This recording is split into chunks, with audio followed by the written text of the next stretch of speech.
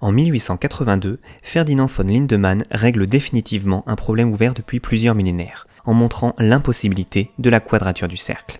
L'expression étant passée dans le langage courant, tout le monde sait bien aujourd'hui que cette quadrature était impossible. Mais au fait, c'est quoi la quadrature du cercle? Ça tombe bien, j'ai 2 minutes pour en parler. Voici un cercle. Comment construire un carré qui possède la même aire que ce cercle? Le problème de la quadrature du cercle, c'est ce problème-là en apparence tout simple. Assez étonnamment, ce problème est rigoureusement impossible à résoudre, mais encore plus étonnant, il a fallu plus de 2 millénaires pour le prouver. Mais au fait, est-ce vraiment impossible de construire un carré ayant la même aire qu'un cercle? Ce que je serais bien tenté de faire, c'est de commencer par mesurer le rayon du cercle. Soyons précis, il fait 5,316 cm. L'aire d'un disque est donnée par A égale τ sur 2 fois R au carré, donc ça donne τ sur 2 fois 5,316 au carré, soit 88,781 cm². Pour qu'un carré ait cette aire, son côté doit donc valoir racine carrée de 88,781, soit environ 9,422. Et voilà, j'ai résolu la quadrature du cercle, c'était super facile.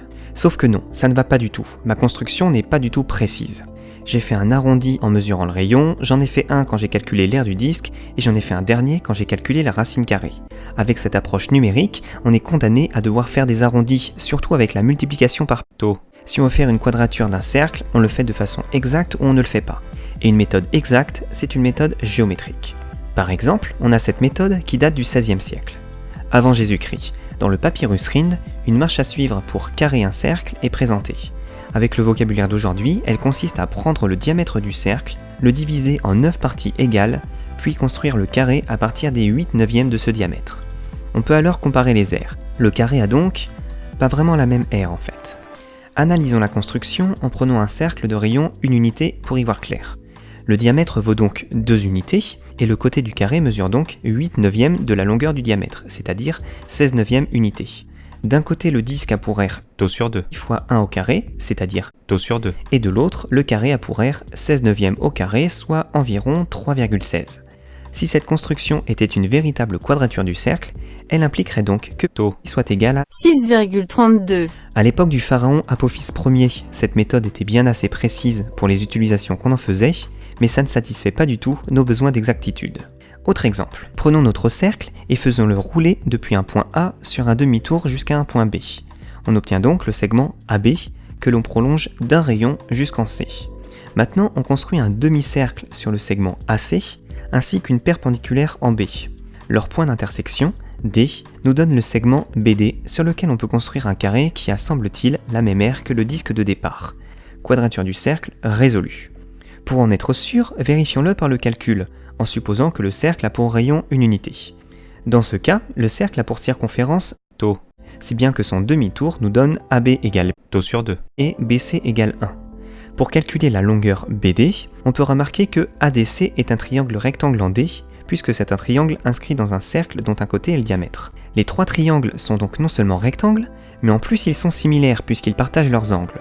Les longueurs des côtés de ABD sont donc proportionnelles à celles de DBC, donc AB sur DB égale DB sur CB, on a donc τ sur 2 sur DB égale DB sur 1, donc τ sur 2 égale DB fois DB, donc DB égale racine carrée de τ sur 2. Le carré a donc pour aire racine carrée de τ sur 2 fois racine carrée de τ sur 2, c'est-à-dire τ sur 2. Le disque de départ ayant lui aussi pour aire τ sur 2. Cette construction est donc une quadrature du cercle parfaitement valide. Sauf que non. Elle est tout à fait correcte, mais elle ne respecte pas les critères d'une construction géométrique parfaite au sens des mathématiciens de l'Antiquité. Pour être valide, une construction ne peut utiliser que 2 outils de tracé, le compas pour tracer des cercles ou des arcs de cercle, et la règle pour tracer des droites ou des segments. Mais petite subtilité supplémentaire, la règle doit être non graduée. Ça peut sembler limité, mais ainsi sont faites les règles de la construction géométrique exacte. Faire rouler le cercle est donc tout à fait proscrit. Le problème de la quadrature du cercle est donc finalement le suivant. Étant donné un cercle, comment construire géométriquement, à la règle non graduée et au compas, un carré de même aire? On peut généraliser la question, comment distinguer ce qu'il est possible de construire à la règle non graduée et au compas de ce qui est impossible?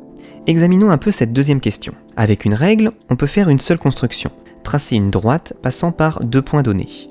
Avec un compas, 2 constructions sont possibles. Tracer un cercle de centre donné et passant par un point donné, ou bien tracer un cercle de centre donné et dont le rayon est un segment donné. Ce sont les 3 constructions élémentaires. À partir de ces constructions élémentaires, on peut réaliser tout un tas de constructions plus complexes. Tracer un triangle équilatéral, un milieu, une perpendiculaire, une parallèle, une médiatrice, une bisectrice, etc., etc., etc. Bref, on peut faire plein de choses avec seulement une règle et un compas. Pour tester ça, je vous conseille le jeu Euclidea, disponible en ligne et sur tous les bons stores, qui vous demande de réaliser des constructions géométriques en utilisant uniquement les 2 outils. C'est bien de lister ce qui est faisable, mais ce qui serait encore mieux, ça serait d'avoir un critère qui permettrait de faire le tri entre le possible et l'impossible. Pour ça, on a besoin de la notion de constructibilité.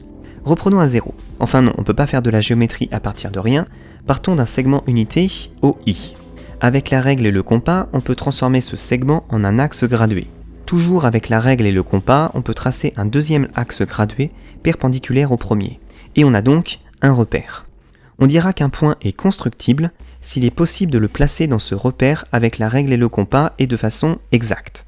Par exemple, les points AB de coordonnées 4, 2 et 9, 5 sont tout à fait constructibles. On dira qu'un segment est constructible si ses 2 extrémités sont constructibles, comme par exemple le segment AB, et on dira qu'un nombre est constructible si c'est la longueur d'un segment constructible. Ainsi, le nombre racine carrée de 34 est constructible puisque c'est la longueur du segment AB. Pour résoudre le problème de la quadrature du cercle, si l'on suppose que notre cercle initial a un rayon unité, il faudra donc construire un carré d'air égal à τ sur 2, c'est-à-dire de côté racine carrée de τ sur 2. Autrement dit, il faut montrer que le nombre racine carrée de τ sur 2 est un nombre constructible. Mais ces nombres constructibles, quels sont-ils exactement ? Déjà, puisqu'on a construit un repère gradué de 1 en 1, on peut affirmer que tous les nombres entiers sont constructibles. Mais on peut aller plus loin. Si 2 longueurs sont constructibles, alors en les mettant bout à bout, on peut montrer que leur somme est constructible. De même, on peut montrer que leur différence est constructible.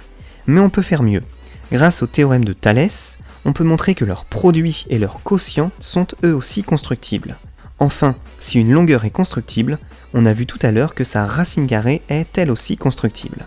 Bref, tout nombre pouvant s'écrire à partir de nombres entiers, de sommes de différences de produits, de quotients et de racines carrées, est un nombre constructible. Ainsi, le nombre 2 plus racine carrée de 4 racines de 5 moins 3 racines de 7 sur 11 est un nombre constructible. Mais y a-t-il d'autres opérations mathématiques qui seraient constructibles, comme les racines cubiques, les cosinus ou les exponentielles par exemple ? La question est loin d'être triviale, mais la réponse penche plutôt du côté non, ce qui a été prouvé en 1837 par le mathématicien français Pierre-Laurent Wenzel. L'idée, c'est que la seule façon d'obtenir un point est de le construire comme intersection de droite ou de cercle. Or, pour trouver algébriquement le point d'intersection entre 2 droites, on est amené à résoudre des équations de degré 1, et pour une intersection qui implique 1 ou 2 cercles, on doit résoudre des équations de degré 2. Vous connaissez probablement la méthode du discriminant delta.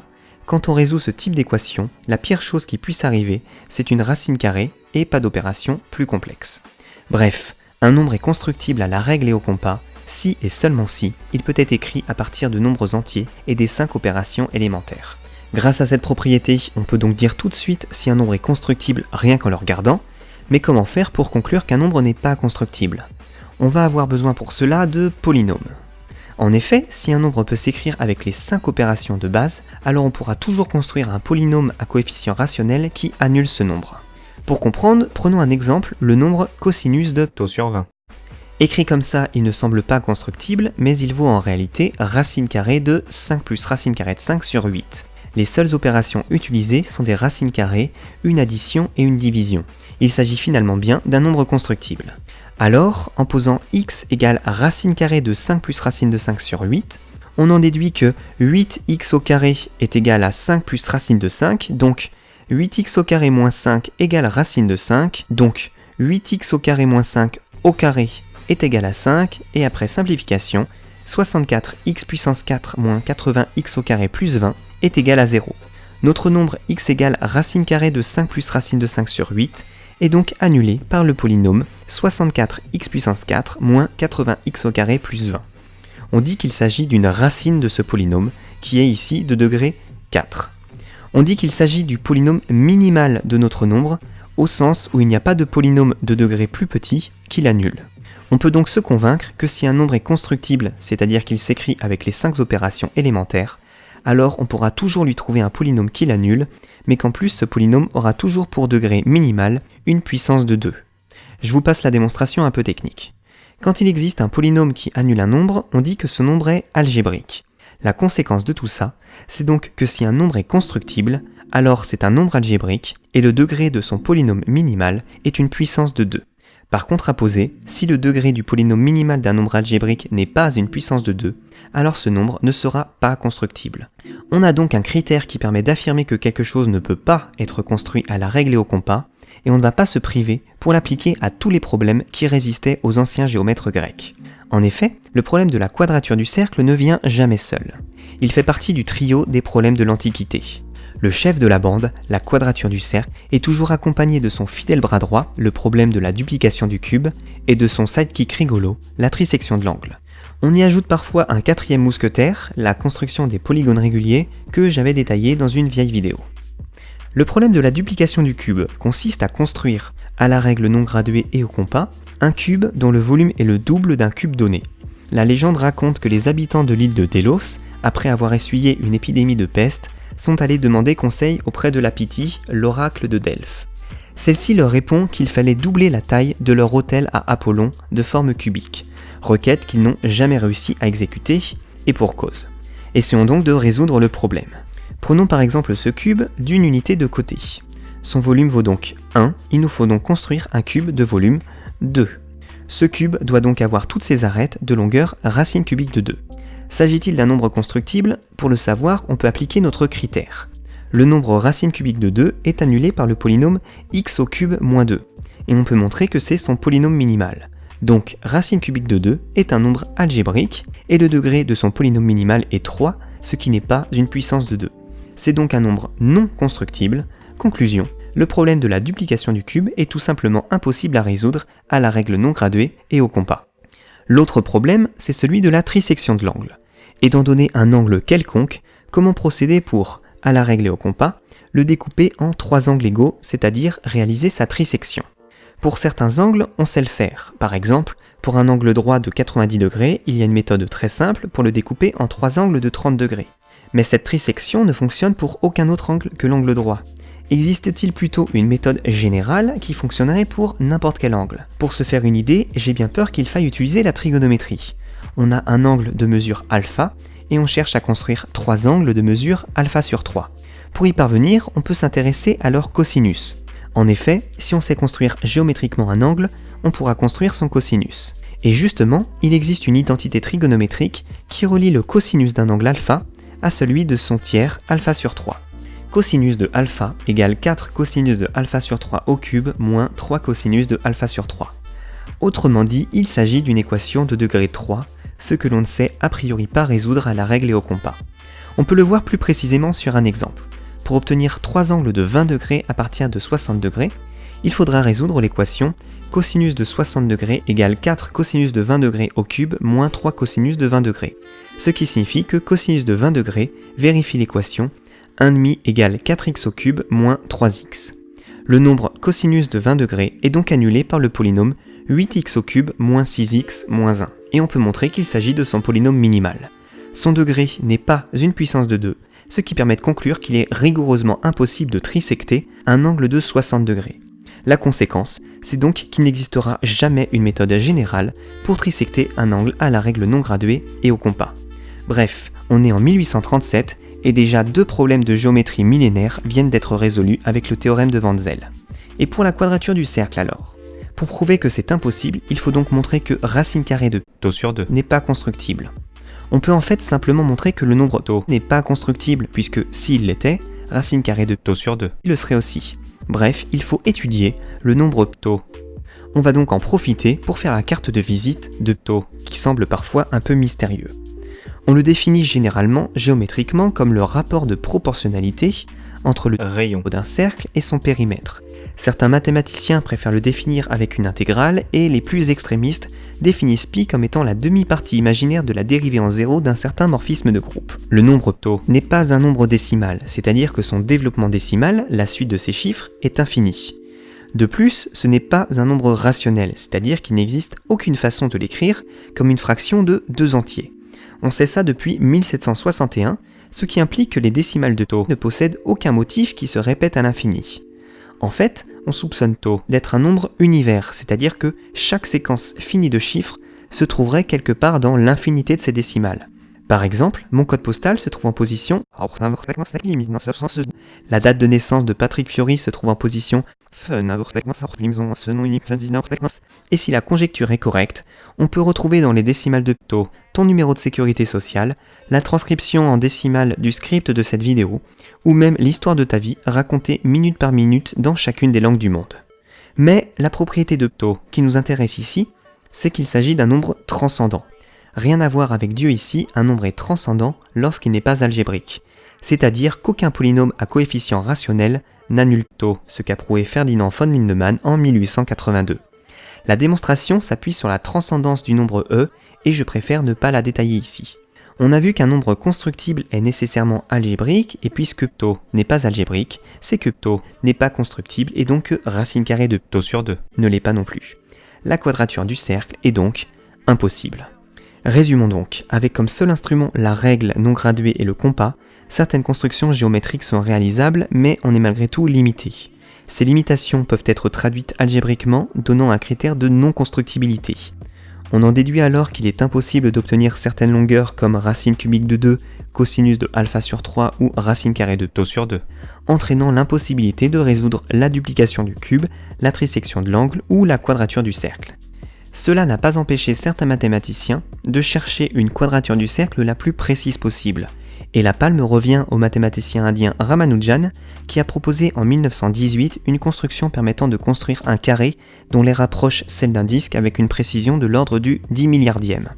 Cette construction donne l'approximation tau sur 2 égale racine quatrième de 9 au carré plus 19 au carré sur 22. Et si on changeait les règles du jeu? Par exemple, si on retire la règle des instruments autorisés, que se passe-t-il? La réponse est étonnante et c'est l'objet du théorème de Moore et Mascheroni, cela ne change rien.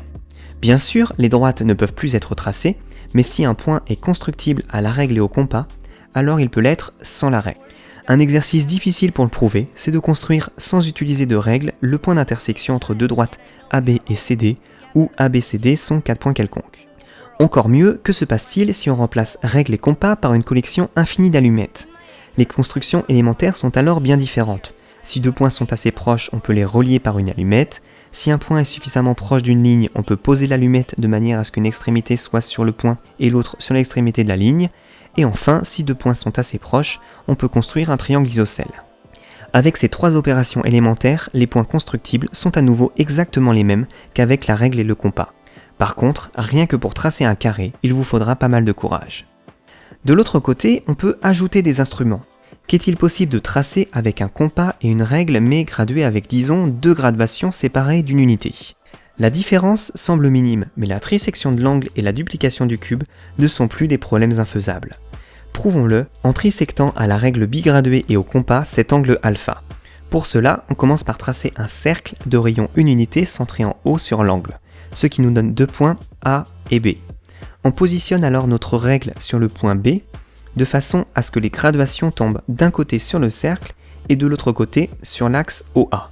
L'angle formé entre la règle et l'axe OA vaut alors précisément le tiers de l'angle de départ. Il ne suffisait donc que de deux graduations sur la règle pour que la construction devienne réalisable. La duplication du cube est elle aussi possible avec cette règle améliorée, avec une construction similaire. D'autres problèmes impossibles, comme la construction d'un polygone régulier à 9 côtés, deviennent aussi résolubles. La quadrature du cercle reste cependant toujours inaccessible, les longueurs constructibles avec ce nouvel outil restent en effet toujours des longueurs algébriques. Avec sa résolution au XIXe siècle, la quadrature du cercle était l'un des problèmes les plus étudiés par les mathématiciens amateurs.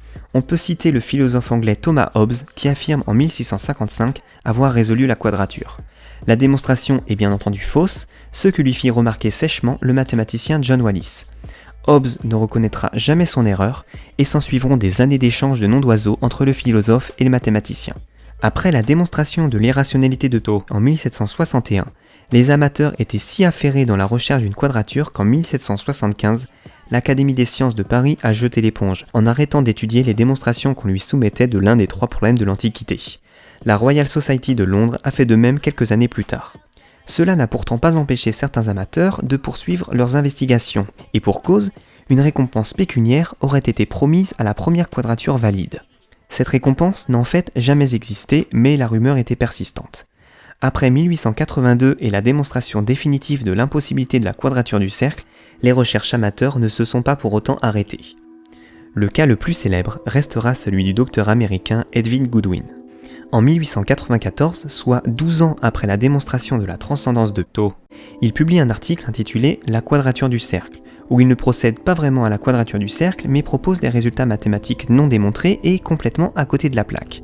Selon lui, le rapport entre le diamètre et la circonférence d'un cercle vaut 5/4 sur 4. Autrement dit, que Thot est égal à 32 cinquièmes, c'est-à-dire 6,4. Ceci implique, selon lui, que pour calculer l'aire d'un disque, il suffit de calculer le carré du quart de sa circonférence. Une méthode qui ne serait valide que si les cercles étaient des carrés ou que si Thot valait 8. L'histoire pourrait s'arrêter là, mais Goodwin, certain d'avoir découvert d'incroyables vérités mathématiques, y dépose un copyright, mais décide de les offrir à titre gracieux aux écoliers de l'État de l'Indiana. Pour ce faire, il passe par la voie parlementaire et, via son député qui ne s'y connaît pas du tout en maths, dépose en janvier 1897 le projet de loi numéro 256, qui fixera entre autres par la loi la valeur de Thot à 6,4. et celle de racine carrée de 2 à 10 septièmes.